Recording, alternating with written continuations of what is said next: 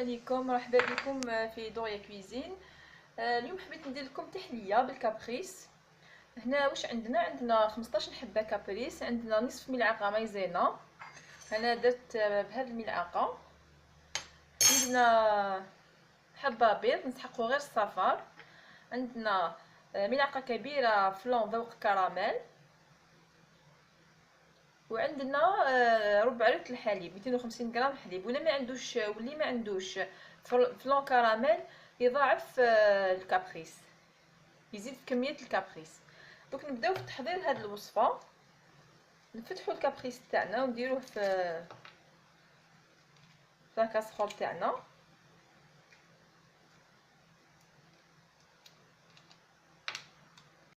فوالا هاي الكابريس تاعنا كما قلنا 15 حبه.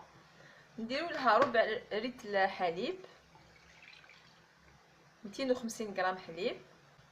نزيدوا ملعقه كبيره فلون ذوق الكراميل.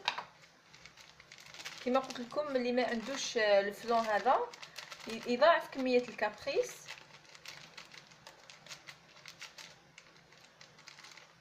ويزيد ربع ملعقه من لا مايزينا باش نتحصلوا على نفس القوام.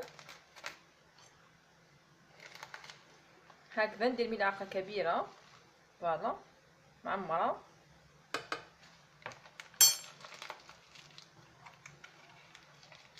نضيفوا لا مايزينا تاعنا نصف ملعقه كبيره ثاني مايزينا.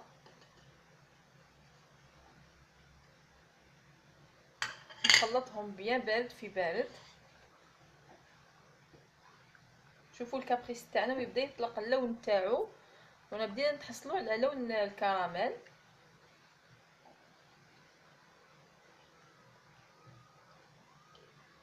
دوك نزيد صفار البيض تاعنا.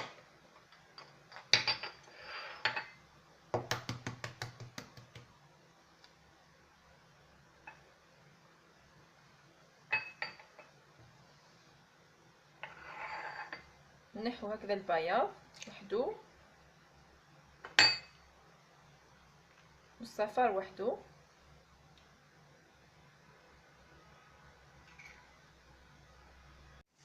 نخلطو تاني هكذا. نسيت ما قلتلكمش بالنسبه للمارغرين نديرو هكذا براسك نصف ملعقه كبيره مارغرين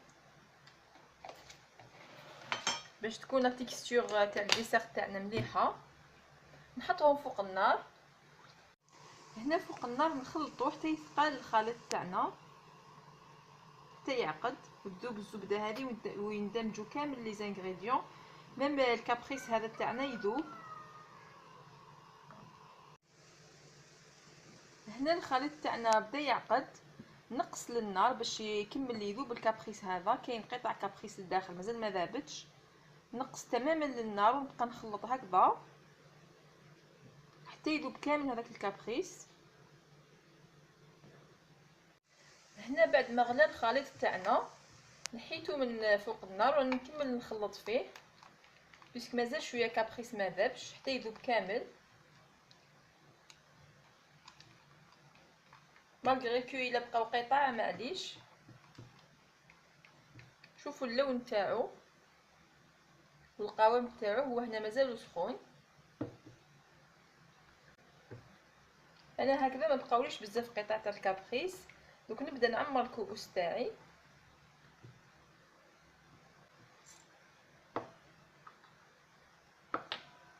كما قلت لكم انا هنا درت كميه قليله. شنو اللي يحب يضاعف الكميه يضاعف على حسب افراد العائله.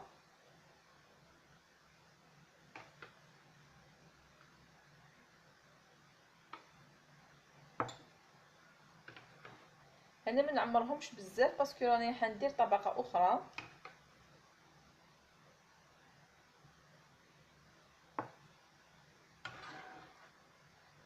دوك نديرو نيسلي بالكابريس. وهذه هي الطبقه اللي رانا رايحين نزيدو نديروها من الفوق.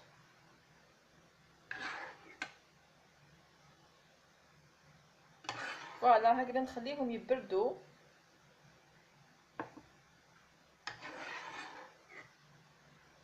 ونكملوا نحضروا الطبقه الثانيه ان شاء الله. هنا بالنسبه لنسلي الكابريس واش عندنا نصف ملعقه زبده ولا مارغرين، عندنا 35 حبه كابريس، وعندنا 4 ملائق كبار حليب. انا نبدا نفتح الكابريس تاعي،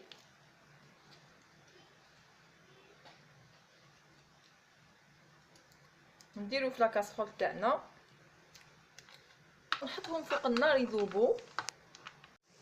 هنا راه بدا يذوب الكابريس تاعنا. انا باش نفكركم ديروه على نار قليله برك باش ما يتحرق لكمش.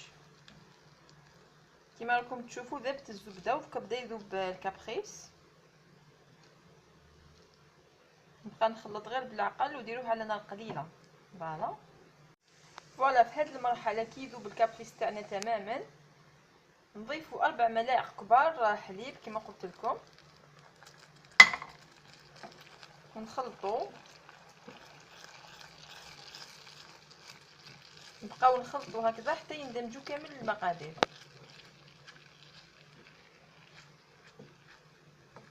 كي يندمجوا المقادير نزيد للنار ونخلطها بيان هكذا. ابخي نطفي عليها. كي يتشكلوا هكذا الفقاعات هذو نسلي الكابريس تاعنا او الواجد دوك نخليه يبرد تماما.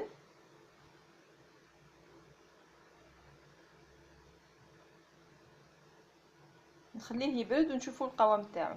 كي يبدا يبرد نديروا هذا الخط هكذا، شوفوا كيفاش يجي. هنا راه واجد وناجحه الوصفه تاعكم 100%. فوالا ناخذ كميه من هذا النسلي اللي خدمناه هكذاك هو دافي مازال ما جمدش بيان. ندير طبقه فوق هاد التحليه اللي درناها، يجي الذوق تاعها رائع وتحسوا فيها ذوق الكابريس. الله يبارك لي ذوقها يقول كيفاش درتيها عطيني الوصفه. فوالا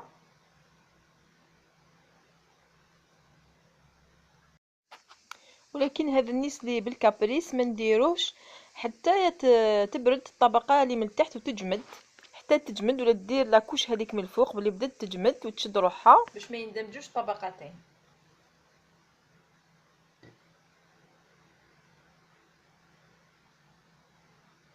دوك هكذا نخليه يبرد تماما والقوام تاعو يبان ونقدموا الوصفه ان شاء الله.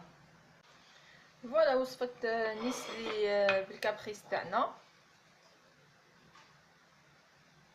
شوفوا القوام تاعها، شوفوا كيفاش راهي رايحه خيط واحد ما تتقطعش.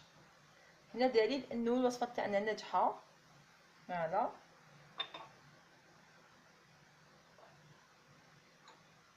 هنا نولو التحليه تاعنا.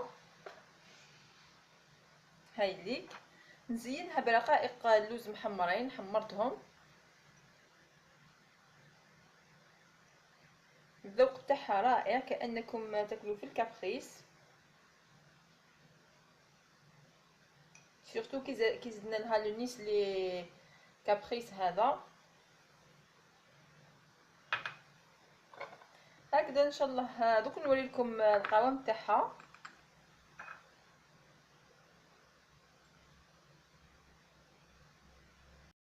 حبيت نوريلكم من قرب الشكل تاعها.